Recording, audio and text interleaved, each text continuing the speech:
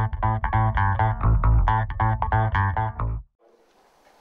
know selection at this time of day is probably a little bit tricky for you to comment on, but in terms of the Richard Douglas scenario, is there any other injury concerns, or you're ready, raring to go? No, we're pretty much ready to go. There's a few guys we had to test out there on the session just before, but that'll probably be the only guy injury-wise that'll be ruled out. So Douglas will be out. A couple of guys we'll just had a look at, but everyone's ticked the box that had a little knock. So. When you see the only guy injury-wise, is form changes perhaps to come as well? Yeah, a little bit. I mean, it's pretty. You can't rest on your laurels at the moment because there's some players playing really good footy in the SANFL. So every player that played last week, you have to be aware that there's some good performances underneath, and that's putting pressure on guys in the 22. So we haven't finalised our 22 yet for this week, but we'll pick a squad of 25 and obviously finalise that tomorrow.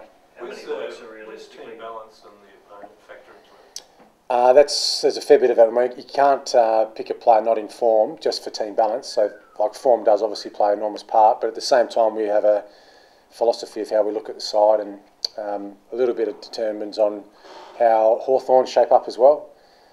But yeah, we take all those things into consideration and obviously finalise the side based on those things. So what does Hawthorn challenge you with that you haven't had to deal with in selection so far? Every side's a bit unique in the way they structure up, and they've got a certain way they set up their forward line. Sometimes they've got 4 talls, sometimes they've got 1 tall.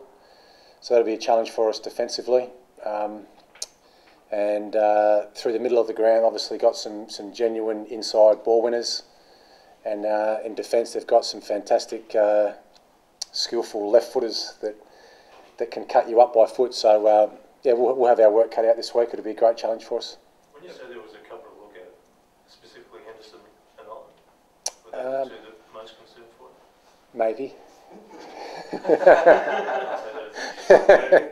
Have you noticed an extra spring in the step of some of those guys that you think would be a logical replacement for your injury that are out there sort of competing for the vacant spot against? Yeah, we've just come off the track, and I love the session. We train really well, and that's a bubbly group, like you said, a group of about 32 guys that are desperate to play and guys that are keen to keep their spot. So it's a healthy position to be in, but I think also too, a top 4 side at the MCG, why wouldn't you want to play this week, So it's a fantastic little carrot dangling out in front of our group at the moment, and a challenge we're really looking forward to. How big's the group of blokes that will replace, or vying to replace Dougie? It's hard to put an exact number on it. You could do like for like, or we could shuffle up our structure a little bit and bring in another mid or another defender, or obviously you've got to think about the sub as well, who you play as your sub. So Tom Lynch has been our sub for 2 weeks in a row. So there's all those things that go into finalising the balance of your side. Do you start to worry about your bloke playing too many games in a row as the sub, losing conditioning and so on? Yeah, you do. Yeah, you can't play a game. You can't play the same player continually as a sub. You lose his match condition. I'm not sure what that number is. If it's 2 in a row, 3 in a row, 5 in a row, what it is, but it depends on the balance of your side, how the opposition structure up. All those things come into effect, and you've also got to think too. Sometimes you pick the side with your sub as strategy, but you actually have to think, what if we get an injury to a tall defender? What if we get an injury to a tall forward? What if our ruckman goes down? So all those things come into consideration when you're finalising that final 22nd player, your sub.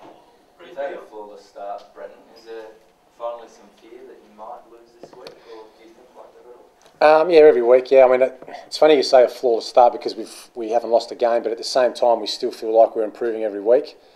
It was a good win last week, but we put that behind us pretty quickly and got on with the Hawks. When we finish with the Hawks, we'll get on with GWS. So we don't look too far ahead. We review the previous game, get on with the next opponent, and at the same time, just try and take little small steps in improving as we go. So don't get much bigger than this. Though. You have to admit this is as tough as it'll get. Going to Melbourne to play a top 4 side at the MCG. So great challenge for our group and something that we're really looking forward to. Clayton said that you guys, the Hawks are probably miles off Geelong at the moment. Do you still consider Hawthorn to be one of the benchmarks of the comp? Oh, for sure, yeah. You look at how they structure their side up. They're their top six are as good as any club's top six, and they bat really deep. They've got great depth, and you look at some of the guys they could bring in this week back from injury themselves. They've got 3 players playing a milestone game, 2 players playing their 200th, and a player playing a 150th. So they're going to be up and about. They'll be hurting from their loss last Monday, and I'm sure we're going to be in for a real contest. But we're not going over there just to compete. We're certainly going over there to win the game. Does playing at the MCG have anything on? Adelaide has lost the last 5 at the G. Coming from Geelong, having seeing it from the inside there, I think the Cats have won the last 10 at the MCG now. Do you approach a game at the G any differently? Yeah, it's a big ground, obviously, so it's easier to attack and harder to defend. So you have to have the balance right. It's really important at the MCG that all your systems are really watertight. So you spend all your day attacking and don't put any time into defence, then you're going to get hurt. We've seen some big scores already at the MCG this year, so it's we're going to make sure that we go into a game with a really strict balance between attack and defence. When you go on that line about easier to attack and harder to defend, you concede a forward. Would we with that selection? Yeah, concede a forward and extra midfielder. No, it's all those things come into consideration, but we do. We feel like we've got the balance of the side right at the moment with how we're structuring it up. But sometimes it's horses for courses too, and this will provide a new... When you say balance, the balance of the 21 rather than 22? Balance of the 21, yeah. Yep, 22 is an important player. Like I said, sometimes we pick it strategically, but quite often you have to use it for an injury, so you can't just say we're going to put another midfielder because we need midfield run late in the game, when in actual fact you might get an injury to the key position player and you've got a midfielder to come on as your sub. So that's why we need versatility in our side and ensure that we've got players that can play a multitude of positions. About Franklin, Brenton, do you know one bloke for that role, or do you just sort of, wherever he goes, somebody picks him up? We've got a few plans in place for Franklin, but at the same time we understand that he's one of the most elite players in the competition, and it'll be a team effort on Buddy. You can't just say to one player, this is your opponent, let's beat him. We've got to limit the source to him as well, and also put pressure on the ball getting to him, but at the same time it'll be a team effort. You were at Geelong where after the OA Grand Final they've clearly had the wood over the Hawks. Do you think that's a mental thing, or is it match-up structure, some intelligence that they've got on them, and can you use that to help your guys this weekend? Yeah, there's a lot of theories out there about that, and I know sometimes they've all been mostly close games. I think there's been one sort of semi-blowout, but in all of those encounters they've been quite tight, so it's a bit of luck, if Roughhead takes that mark in the last 5 seconds, then Hawthorn probably win. But at the same time, Geelong have got a group of players who are really desperate to win every contest, and they somehow find a way to win. Saw a bit of that with our boys last week, which was great and really pleasing from coach's point of view. But Hawthorn are a great side. They'll be smarting from that loss last week, and I'm sure they're going to do their very best to take it out on us on Sunday. Should be a cracking game. So you don't think there's something specific that the Geelong Brains Trust knows about Hawks, that they've got a couple of weaknesses there that you can now... Oh, there's certainly different tactics that you do for certain oppositions, and sometimes you just match up really well against a certain opposition, and you see that across the competition. Some sides just play really well against a certain side every year, no matter of the ladder position. It's just the matchups seem right, or the balance of who's playing on who seems to be right. So that might be a little bit unique with that case with Geelong and Hawthorn, but I know we beat Hawthorn last year, so hopefully that continues. Is it too easy to say you take something from Geelong and instill it into Adelaide? Two totally different groups? Yeah, it's too easy to say that. It's harder to implicate, but at the same time we think we're generating a group of young men who are really keen to succeed and keen to improve and keen to compete. Do you sense that Hawthorn can't deal with a favourite tag? No, I wouldn't say that. They're still a fantastic side. It's one thing to say they're a fantastic side, but they don't seem to, even the coach goes out of his way to try to brush off premiership favouritism and so forth. That's just something, there's a mental aspect to them as well. No, I don't think so. Like I said, they almost won the game on the weekend. They had the game in control at one point. They almost won that prelim against Collingwood last year. They know there was a couple of errors late in the game that cost them that game, but they're a fantastic side. They're a really good side, and they're going to win a lot of games this year. But at the same time, we'll prepare to go over there and put in a really good contest, and if we're good enough, we'll defeat them. So do you also think you're catching them at the wrong time then? If they're smarting and want to take it out? It's funny because you sometimes think that you can sometimes simplify it and say milestone game coming off a loss, they're going to be really hard to beat, but that sort of goes away after the first 2 minutes of the game, and it becomes just another game of footy that's really competitive. So, I mean, we feel that we lift in milestone games. You know, Scotty Thompson's 200th last week. We felt that we got maybe a 5% lift from the group. So whether that happens with the Hawks this week, we'll have to wait and see. But yeah, we're certainly going over there with a mindset that we're going to win the game of footy. You mentioned there with milestone games, Mitchell and Burgoyne both 200 games this year, Yep. this week. They're the type of players that can really hurt, and they tend to lift in these sort of games. Yeah, it's funny because Geelong lost my 200th game by about 20 goals to Brisbane. Ackermanis kicked 2 of the best goals I've ever seen. So it doesn't always go to script. It doesn't always work out exactly how you plan. So yeah, we're hoping to go over there. We can't affect what's going to happen with the Hawthorn team before the game and how they generate their enthusiasm, but we're certainly fired up. We're not just going over there to make up the numbers. We'll go over there and compete as hard as we can. What do you do about the midfield, particularly from the lessons from the third quarter, about not being able to control the ball, more importantly, getting it in the first place? Yeah, we've certainly addressed that this week and throughout the summer about momentum shifts. So when a side, and it does happen in every game, it happened in the Geelong Hawthorn game last week, happened in the Geelong Fremantle game the week before, sides can get on a roll, sides can score 3, 4, 5 goals really quickly. The good sides are able to change the momentum back in your favour.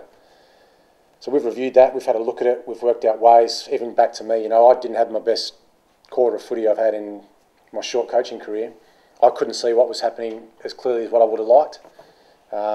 So I've got feedback on that as well, and at the same time the players too, we've reviewed it and worked out ways we could have swapped a few different things around on field, and to their credit, the players did a pretty good job of shifting the momentum back to our favour, which was good, which was pleasing. When you say not seeing it, also the wrong calls on which rotations you were running in there? A little bit, yeah, a little bit of that, but you know, they send Boyd to half forward, Dowhouse to the wing, shuffle a few matchups up.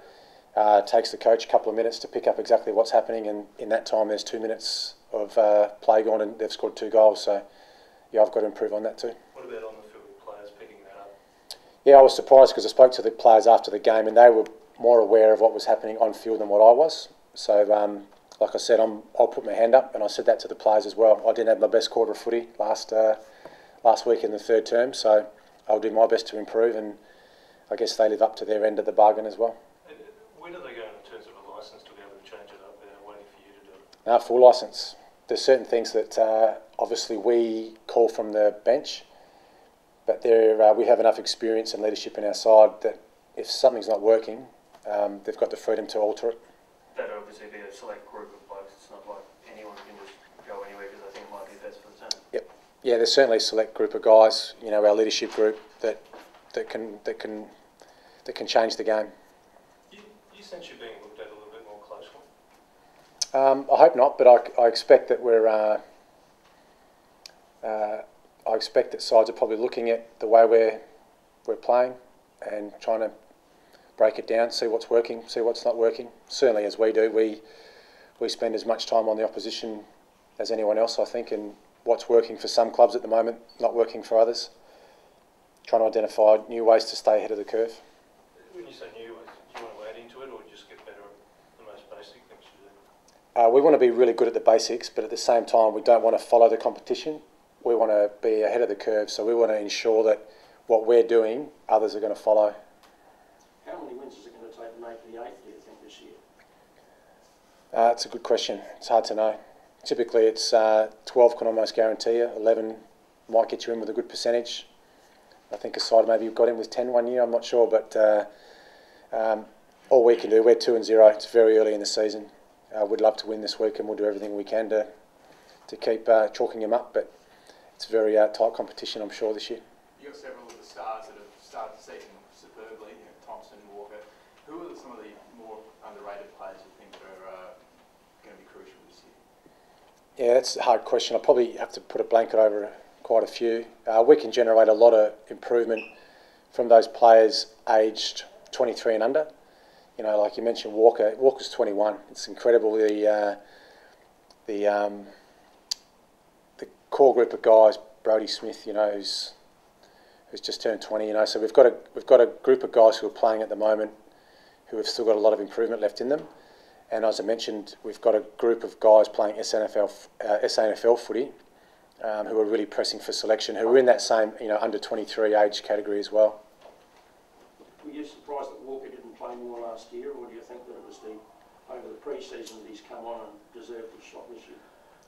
I can only really comment on what I've seen from Tex this summer and early in the season, and been really impressed with his attitude towards training and his attitude to getting better, and he's always sourcing new information about how to improve as a player, and he's got his confidence up at the moment. There's a really good chemistry with him and Tippo, and they seem to be working really well together.